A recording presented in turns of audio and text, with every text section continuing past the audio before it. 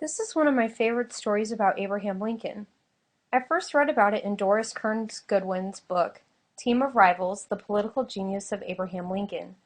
In chapter 6 of her book, Goodwin describes how in 1855, Abraham Lincoln was finally within reach of achieving his goal of high political office by running for senator in Illinois.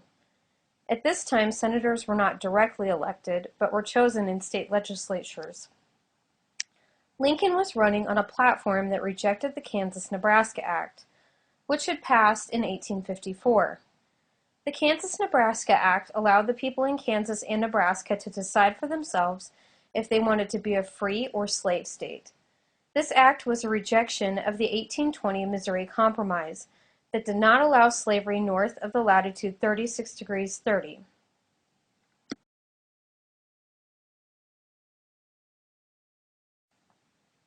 On February 8, 1855, the Illinois state legislators met to cast their ballots for several candidates: Democrat James Shields, Democrat Joel Madison — most Democrats supported the Kansas-Nebraska Act — Whig Abraham Lincoln, and anti-Nebraska Act Democrat Lyman Trumbull.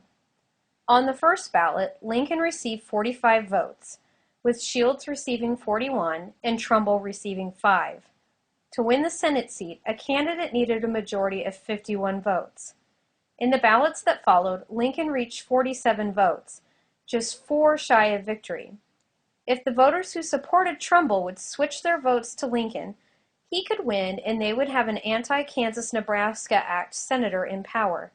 However, the 5 voters for Trumbull could not rationalize voting for a Whig candidate and would not relent.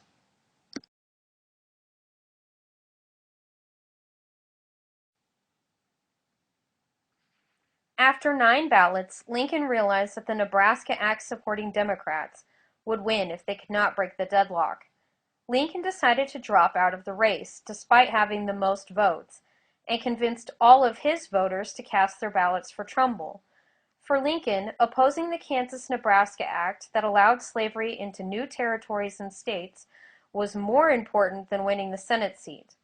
Goodwin describes Lincoln's magnanimous behavior toward Trumbull, saying, "He had no hard feelings, and he deliberately showed up to Trumbull's victory party with a smile on his face and a warm handshake for the victor."